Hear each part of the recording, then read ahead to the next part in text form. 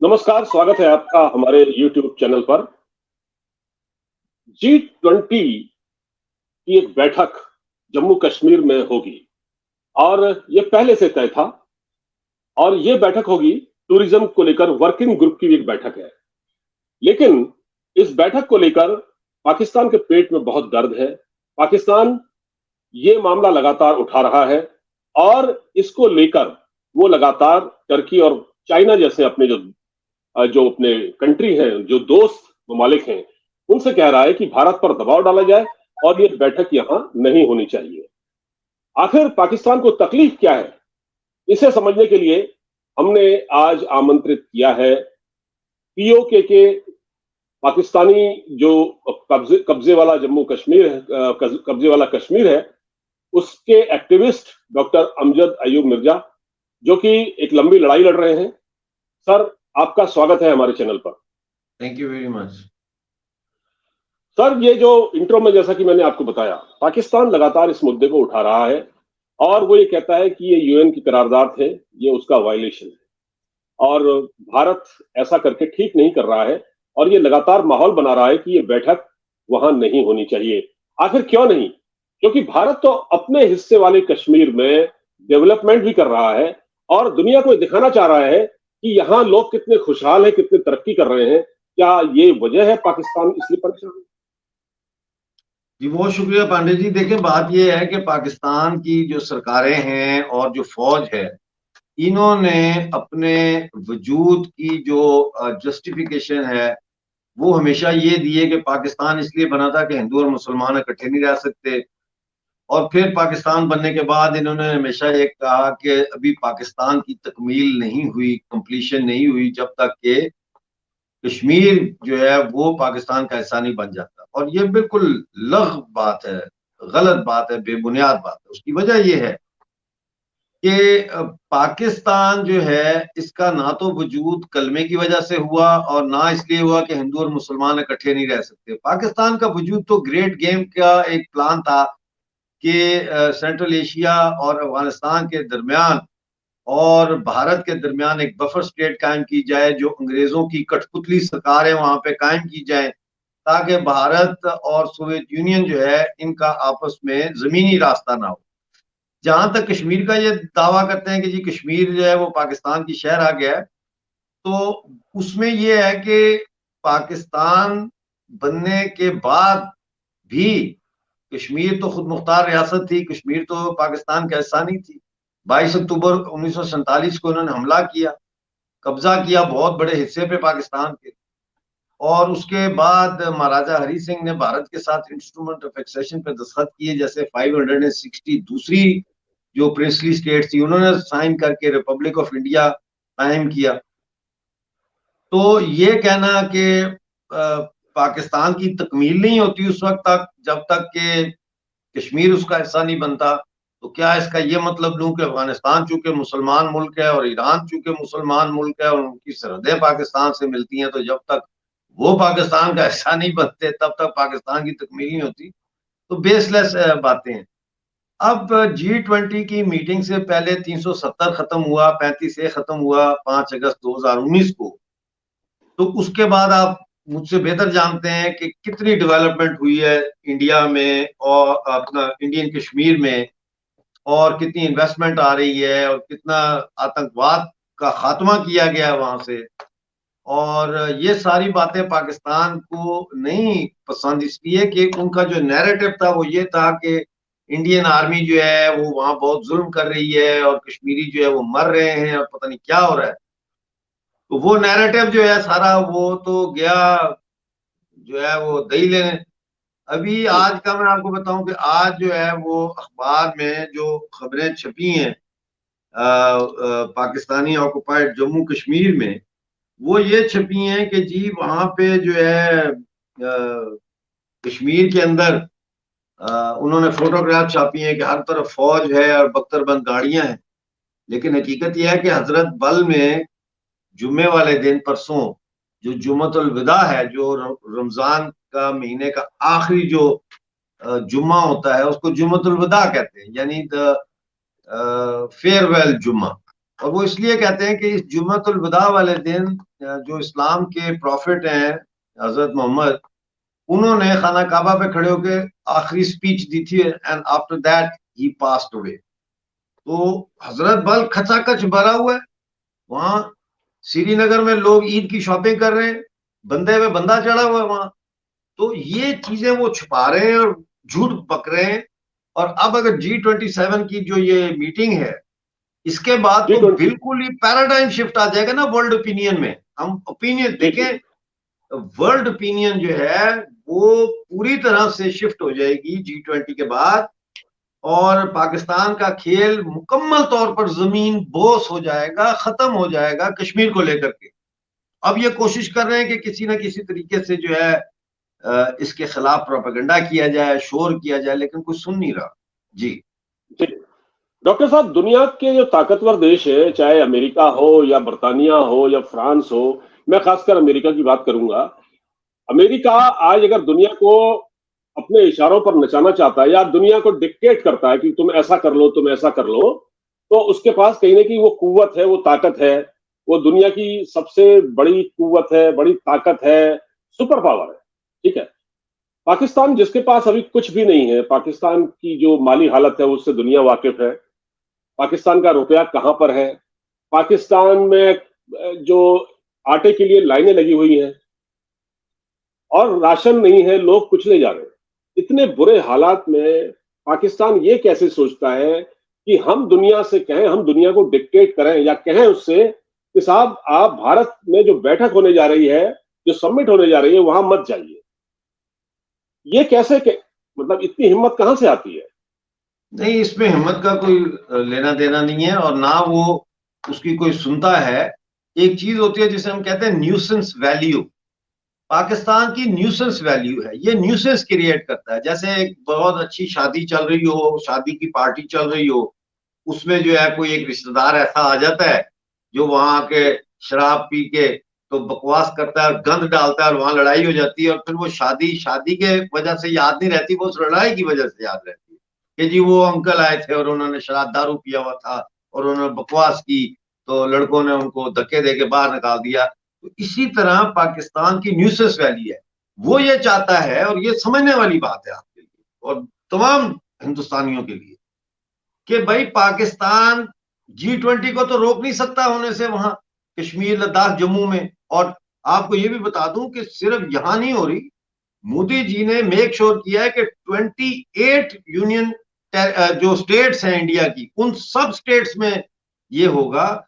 और 8 union territories जो हैं उनमें भी G20 की मीटिंग्स होगी। यानी कोई ये फील नहीं करेगा कि हमें छोड़ दिया, वहां ज्यादा अटेंशन दे दी। तो I come back to the point I was making कि इसको अब रोक तो नहीं सकते ना, लेकिन गंद डाल सकते हैं, ताकि लोग ये याद रखना उनको रहे कि जी G20 हुई थी, उनको ये याद हो कि जी G20 के आसपास जो है गॉड फॉरबिड कोई आतंकवाद का वाकया हुआ हो। और पाकिस्तान यही चाहता है, न्यूसेंस क्रिएट करना चाहता है, और वो G20 को रोक नहीं सकता, वो हिंदुस्तान को कोई नुकसान नहीं पहुंचा सकता, लेकिन वो गंद डाल सकता है। और ये गंद डालने के लिए ही POJK में इस्लामी जमीयत तुलबा को दोबारा से रिवाइव किया गया है। 30 तारीख को इस महीने की जो है हटियां बाला जेलम वैली POJK में तहरीक तहफ़्फ़ुज़ ख़त्म नबूवत कॉन्फ्रेंस मनाई जा रही है। इसी हवाले से जो ये आपका है आर्मी चीफ वो लाइन ऑफ कंट्रोल पे गया है। इसी वजह से नीलम वैली के जो लाइन ऑफ कंट्रोल के 7 लोगों की छोटे छोटे खोखे दुकानें हैं टीन की बनी हुई, उनको उखाड़ के फेंका जा रहा है, इलाका खाली कराया जा रहा है। यही वजह है कि 4 दिन पहले जो है वो एक ड्रोन भेजा गया जिसमें 131 AK-47 की मैगजीन्स थी और असला और ये चीजें मौजूद थी। 2 लाख इंडियन करेंसी भी उस ड्रोन के जरिए फेंकी गई, जो पकड़ ली, इन्होंने ड्रोन मार गिराया। तो ये न्यूसेंस वैल्यू है पाकिस्तान की। तो ये वो है कि जिसको आप शादी में दावत तो नहीं देते, आप नहीं उनको दावतनामा जाके देते कि जी हमारे बच्चे की शादी है, आपने आना है। वो खुद ही आ जाता है कि सानू नहीं बुलाया, और सानू नहीं बुलाया। ये वो तो पाकिस्तान का वो साहब है कि हमें नहीं बुलाया, तुम्हारी ऐसी की तैसी, हमें क्यों नहीं बुलाया, बेवारिक शादी, हमारी मर्जी के बगैर शादी शादी पर की किसी डेट भी नहीं। कैसे तय कर ली। ये इनका जी जी मसला है।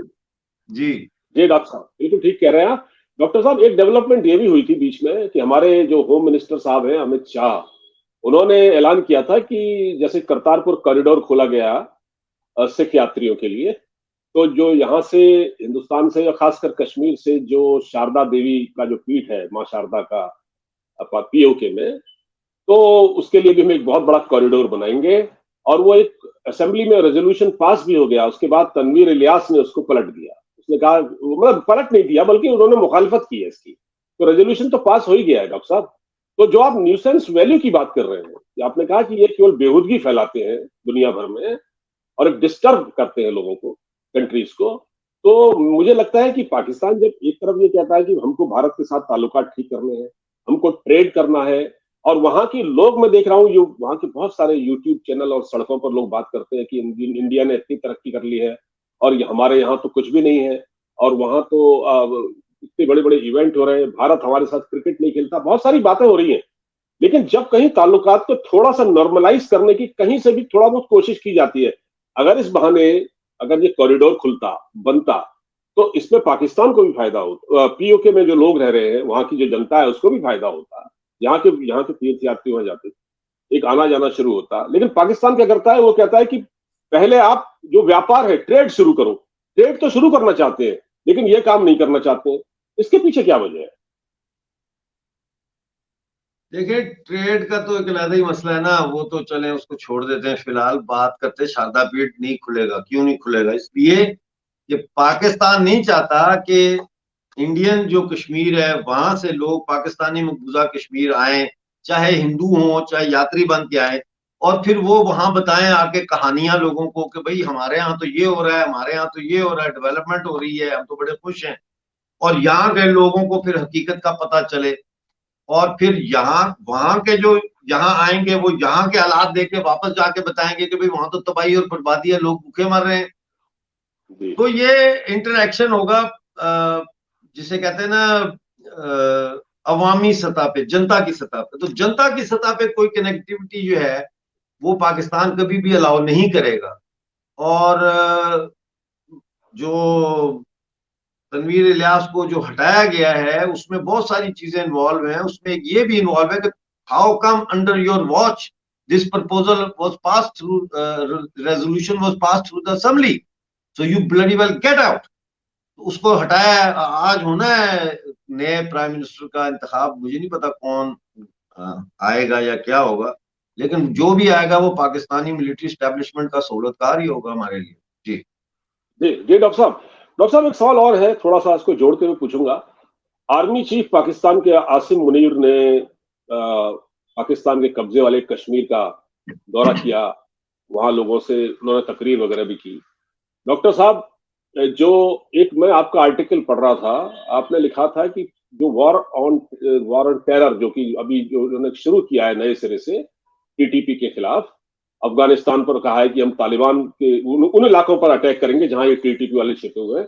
डॉक्टर साहब, आपने लिखा था कि क्या पाकिस्तान इस वार को अफोर्ड नहीं कर पाएगा, ऐसा कहा था आपने। इसको वो नहीं, उसकी हैसियत नहीं है इसको अफोर्ड कर पाए। तो क्या बेहतर ये होता कि आसिम मुनीर उधर ध्यान देते?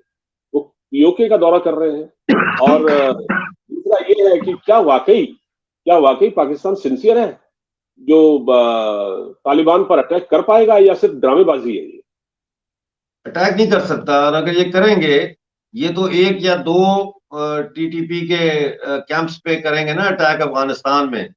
तो टीटीपी तो पूरे पाकिस्तान में उनका नेटवर्क है, तो फिर ये सोच लें कि कहाँ कहाँ वो हमला कर, जवाबी हमला करेंगे, इसलिए ये नहीं कर सकते। और दूसरी जी बात यह है, पाकिस्तानी फौज जो है ये बैटल हार्डन्ड आर्मी नहीं है, ये करप्ट आर्मी है, ये बिजनेस एंटरप्राइज है। और ये वाहिद दुनिया की बिजनेस एंटरप्राइज है जिसका हर एम्प्लॉय जो है वो मुसल्ला है, उसके पास वेपन है, क्योंकि वो they are militarised business enterprise. सो ये मुनाफे के बगैर कहीं भी नहीं जाएंगे। कश्मीर में जहां तक इसका आपने कहा दौरा इसने किया, तो वो जैसा मैंने पहले कहा है, वो G20 का एक न्यूसेंस वैल्यू जो है पाकिस्तान की, उसको उसी कॉन्टेक्स्ट में देखना चाहिए। जी जी जी। और ये जो जो ये टीटीपी पर जो अटैक की बात कर रहे हैं, उन पर हमले की बात कर रहे हैं, ये इसके पीछे ये भी हो सकता है, एक तो दुनिया को ये दिखाना कि हम दहशतगर्दी के खिलाफ काम कर रहे हैं, पहले भी ये लोग कहते थे कि हमने 80,000 जानें दी हैं, हालांकि बदले में डॉलर मिले थे इनको। अभी भी क्या ये मतलब अपने आप को एक मजलूम दिखाने के लिए कि हम तो बहुत मजलूम हैं, हम तो, हमारे तो इतने लोग मारे जा चुके हैं, फिर एक बार अमेरिका या वर्ल्ड बैंक या IMF के जरिए इनको इमदाद मिले और फिर इसको एक करप्शन की अपने लिए इस्तेमाल करें इसको पैसे को। नहीं, देखें, ये जो विक्टिम कार्ड है, ये तो भारत के पाकिस्तान बरसगीर यानी इंडो पाक सब कॉन्टिनेंट जो है, यहाँ के मुसलमानों ने तो हमेशा विक्टिम कार्ड यूज किया है अपने हक में। अवैसी विक्टिम कार्ड यूज नहीं करते क्या?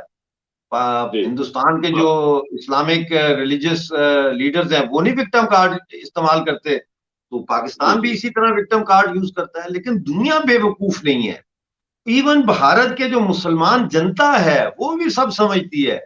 वो मैं गाना था ना, ये जो पब्लिक है ये सब जानती है, तो ये सब जानते हैं। और ये बस इनको, चूंकि मुझे नहीं पता भारतीय संविधान के होते हुए वैसी जैसे फाशिस्ट को क्यों अरेस्ट नहीं किया जाता, क्यों टीवी चैनल्स उनको एंटरटेन करते हैं, क्यों उनको टीवी चैनल्स पे एयर टाइम देते हैं। I really don't understand.